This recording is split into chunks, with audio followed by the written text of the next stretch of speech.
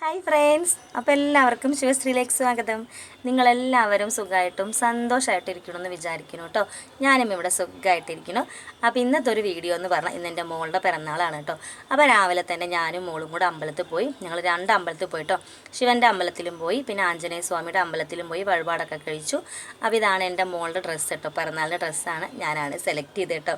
അപ്പോൾ അങ്ങനെ അമ്പലത്തിലൊക്കെ പോയി വന്ന് വഴിപാടെല്ലാം കഴിച്ച് മോള് സ്കൂളിൽ പോയി പിള്ളേർക്കുള്ള മിഠായിയൊക്കെ വാങ്ങിയിട്ട് അവൾ സ്കൂളിൽ പോയിട്ടോ. അപ്പോൾ ആ സമയം കൊണ്ട് ഞാൻ ചെറുതായിട്ട് സദ്യ ഉണ്ടാക്കി. അപ്പോൾ സദ്യ വലിയ സദ്യ ഒന്നുമല്ല, ചെറുതായിട്ട് കേട്ടോ. അപ്പോൾ ചോറ്, പിന്നെ പപ്പടം കാച്ചി, പിന്നെ നമ്മുടെ തൈര്, പിന്നെ സാമ്പാർ വെച്ചു, പിന്നെ ഉരുളൻകിഴങ്ങും തക്കാളിയും കൂടെ ഉപ്പേരി വെച്ചു, പിന്നെ ഒരു പാൽപ്പായസം ഉണ്ടാക്കി, പിന്നെ തക്കാളി ചോറുണ്ടാക്കി, പിന്നെ മറ്റേ നമ്മുടെ പുളിഹോര ഉണ്ടാക്കി, ആന്ധ്ര സ്പെഷ്യലാട്ടോ, പിന്നെ ഒരു അച്ചാറും അതൊക്കെ ഉണ്ടാക്കി നേരെ വിളക്കുകൊളുത്തി വിളക്കുമ്പൊരു വിളമ്പി കേട്ടോ. നമുക്കിവിടെ നാക്കലൊക്കെ കിട്ടണമെങ്കിൽ ഒരുപാട് ദൂരം പോകണം. അപ്പോൾ നമ്മൾ ഇങ്ങനത്തെ ഇലയിലാണ് ഇവിടെ വിളമ്പാറ് കേട്ടോ. നാക്കല കിട്ടണമെങ്കിൽ മാർക്കറ്റിൽ പോകണം. ശിവേട്ടന് വർക്കും ഉണ്ട്, പിന്നെ എനിക്ക് എല്ലാം കൂടെ സഹായിക്കില്ല, കുറച്ച് ദൂരമുണ്ട് മാർക്കറ്റിൽ. അപ്പോൾ നമ്മൾ ഇങ്ങനത്തെ ഇലയിലാണ് വിളമ്പി കൊടുക്കാറ് കേട്ടോ ദൈവത്തിന്. ശിവേട്ടൻ ഉണ്ടെങ്കിൽ നാക്കല വാങ്ങിക്കൊണ്ടുവരും. അധികം നമ്മൾ ഇങ്ങനത്തെ ഉപയോഗിക്കാറ്. അപ്പോഴേക്കും മോള് വന്നു. അപ്പോൾ അവൾക്ക് ചോറൊക്കെ വിളമ്പി കൊടുത്തു. അവളും മോനും കൂടെ ഭക്ഷണമൊക്കെ കഴിച്ചു കേട്ടോ. അപ്പോൾ ഇത്രയൊക്കെ ഉള്ളു വിശേഷങ്ങൾ. അപ്പോൾ അവളുടെ ഡ്രസ്സൊക്കെ നിങ്ങൾക്ക് ഇഷ്ടമായിച്ചാൽ പറയണം കേട്ടോ. അവളെപ്പോഴും പറയും എനിക്ക് അമ്മ സെലക്ട് ചെയ്താൽ ഭയങ്കര ഇഷ്ടമാണെന്ന്. എനിക്കിന്ന് അത്ര വലിയ സെലക്ഷൻ അറിയൊന്നുമില്ല, എന്നാലും എനിക്കിഷ്ടമാണ് അങ്ങനെ സെലക്ട് ചെയ്യാനൊക്കെ കേട്ടോ.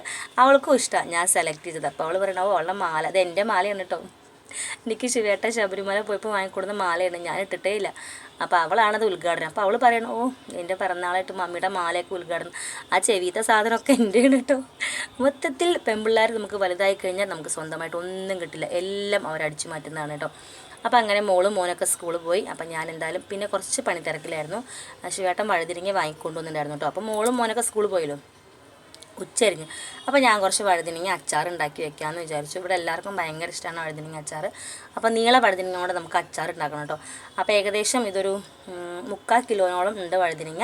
അപ്പം ഞാൻ വഴുതിനിങ്ങയൊക്കെ നല്ലപോലെ തുടച്ച് വൃത്തിയാക്കി, ഒട്ടും തന്നെ വെള്ളം തന്നെ പാടില്ല. എന്നിട്ട് അതിനെ നീളത്തിൽ ഇങ്ങനെ കഷ്ണങ്ങളാക്കി നുറുക്കിയിട്ട് ഒരു ഉണ്ടപ്പുളി, അതായത് നമ്മുടെ കൈക്കകത്ത് ഒരു ഉണ്ടപ്പുളി, അതിനകത്ത് ഈ വഴുതിനിങ്ങ നുറുക്കി വെച്ചതിൻ്റെ അകത്ത് ഇങ്ങനെ നടുക്കിലായിട്ട് ഒരു ഉണ്ടപ്പുളി നമുക്ക് വെക്കണം. പിന്നെ നമുക്ക് ആവശ്യത്തിനുള്ള ഉപ്പാണ് കേട്ടോ.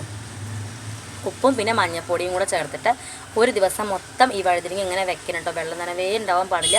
ഒരു ദിവസം മൊത്തം നമ്മൾ കഴിഞ്ഞ് നോക്കുമ്പോൾ ഇതാ ഇങ്ങനെ ഉണ്ടാവും ഈ ഒരു വഴുതിരിങ്ങ കേട്ടോ. അപ്പോൾ അതിനകത്ത് നമ്മൾ ആ പുളി മാത്രം എടുക്കണം. ആ പുളി മാത്രം എടുത്തിട്ട് നമുക്ക് അരച്ചുകൊണ്ട് വരണം കേട്ടോ. വഴുതിരിങ്ങ കണ്ടു ഇപ്പം തന്നെ കളറൊക്കെ മാറിയിട്ടുണ്ട് വഴുതിരിങ്ങ. അപ്പോൾ നമുക്ക് ഇപ്പം തന്നെ വെന്ത പാകമാണ് കേട്ടോ. ഇനി നമുക്ക് ഈ പുളി ഒന്ന് അരച്ചിട്ട് വരണം. അപ്പോൾ ഈ പുളിയുടെ കൂടെ നമുക്ക് അരയ്ക്കാനുള്ള സാധനങ്ങളാണ്.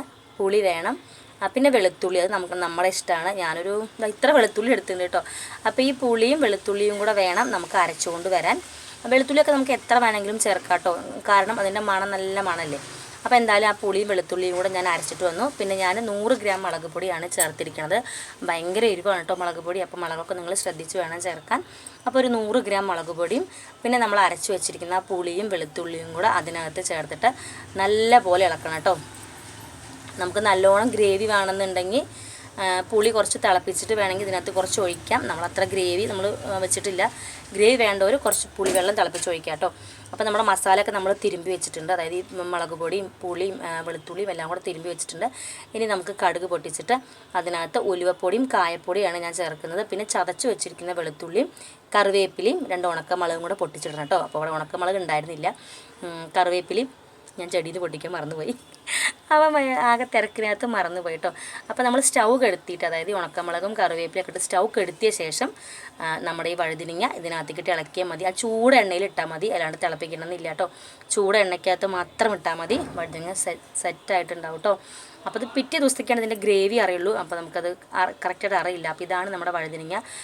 ഫോട്ടോ എടുക്കാൻ എനിക്ക് പറ്റിയില്ല, വീഡിയോ എടുക്കാൻ പറ്റിയില്ല കേട്ടോ, മറന്നുപോയി. ഇനി പിറ്റേ ദിവസം ആകുമ്പോഴേക്കും നല്ലപോലെ ഗ്രേവി വരും കേട്ടോ, നന്നായിട്ട് ഗ്രേവി വരും.